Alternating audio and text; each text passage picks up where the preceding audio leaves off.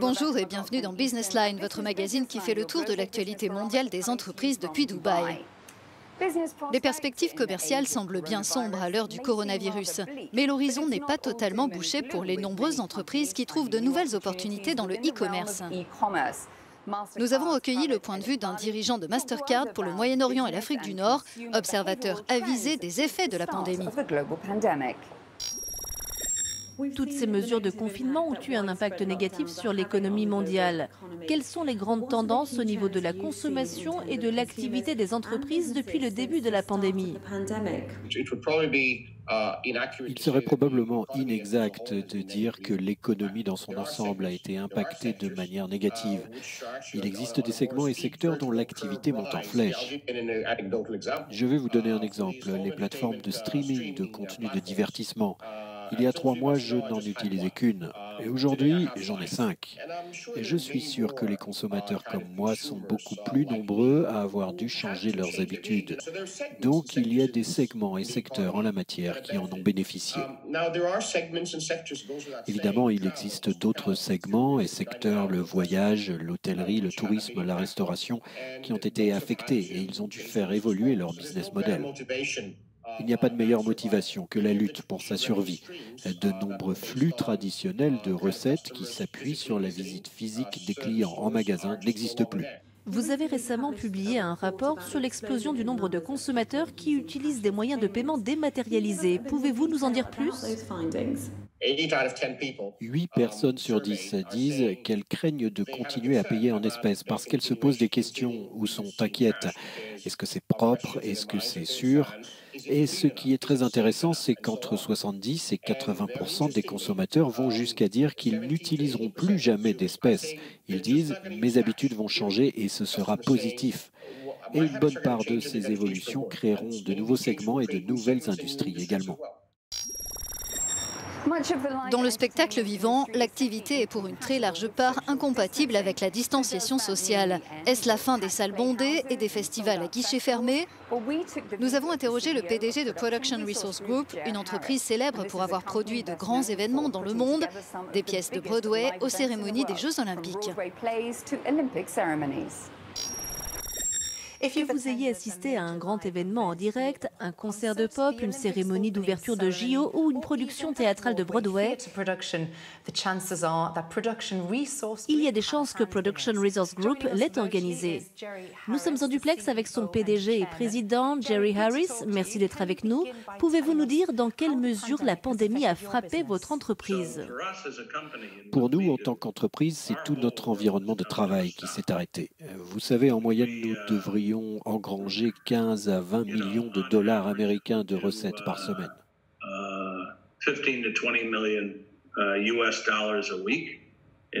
Mais là, stop, tout s'est arrêté. Nous avons dû licencier partout dans le monde. À la différence des restaurants et bars qui peuvent ouvrir en respectant une certaine distanciation sociale, il est impossible de présenter une production théâtrale ou un spectacle de Broadway en appliquant la distanciation. Même en espaçant les sièges, c'est intenable d'un point de vue économique. Je pense que cette situation nous fera tous évoluer et ce changement sera bénéfique parce que nous voyons tous les choses de manière différente aujourd'hui. Nous voyons davantage d'opportunités dans la diffusion en streaming.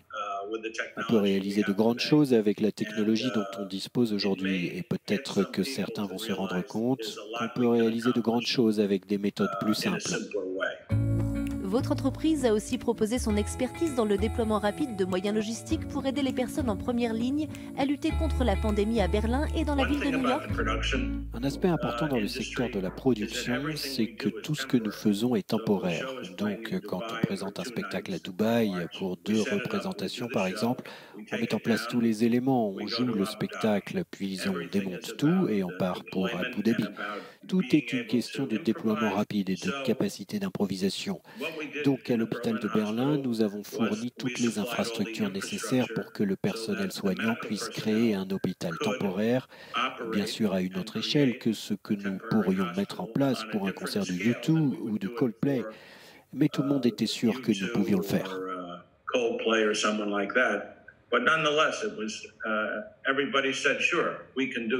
Face à cette situation, des entreprises comme celle de Jerry Harris ont adapté leurs ressources et mis à profit les compétences de leurs collaborateurs pour opérer dans d'autres domaines.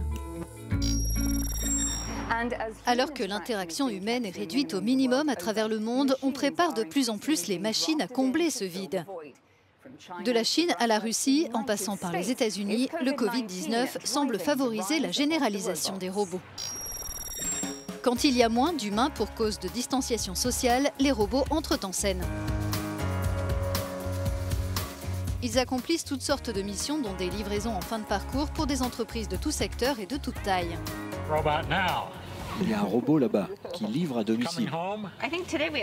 Je crois qu'aujourd'hui, on a 5 robots en service. On en a eu jusqu'à 10, cela dépend de leur disponibilité. Et actuellement, certains circulent pour faire du repérage. Donc la distance que nous couvrons devient de plus en plus grande.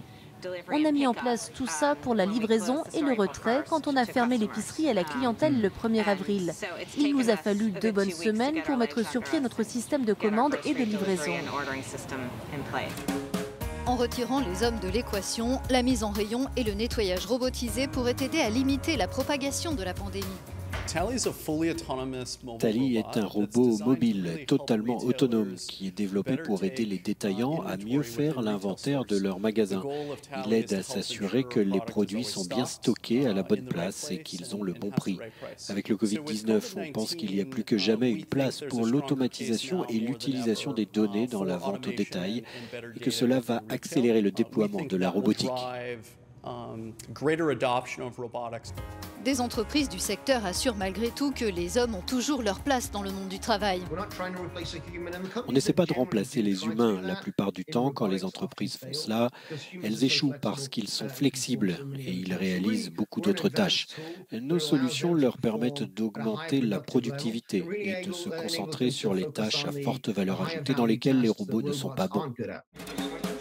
L'adoption plus rapide de l'automatisation et de la robotique est une tendance mondiale. En Russie, les entreprises et les transports en commun disposent désormais de tourniquets électroniques qui prennent la température. Dans cet immense port intelligent, géré grâce à la 5G, en Chine, le chargement et le stockage du fret sont automatisés. Autant de solutions inédites pour relever les défis inédits de la pandémie.